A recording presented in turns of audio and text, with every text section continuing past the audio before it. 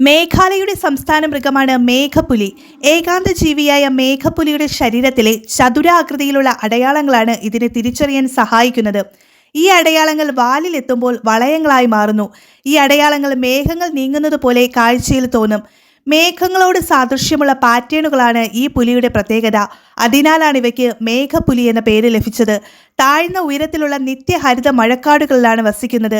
ഹിമാലയത്തിന്റെ താഴ്വരകളിലും തെക്കുകിഴക്കൻ ഏഷ്യയിലുമാണ് ഇവയുടെ വാസസ്ഥലം. ഇന്ത്യ കൂടാതെ തെക്കൻ China, Bhutan, Nepal, Myanmar, Thailand, Vietnam, Malaysia, Taiwan, Cambodia, Laos, Bangladesh എന്നീ രാജ്യങ്ങളിലും ഇവ കാണപ്പെടുന്നു.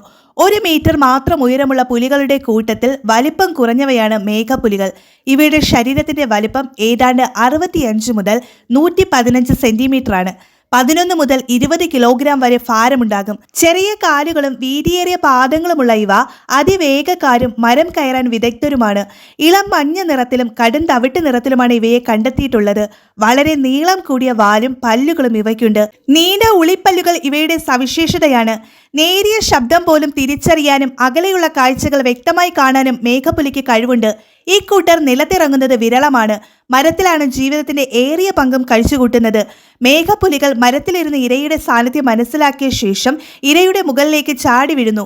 ഇരയെ കൊന്ന് മരത്തിന് മുകളിൽ വലിച്ചു കയറ്റിയ ശേഷമാണ് കഴിക്കുന്നത്.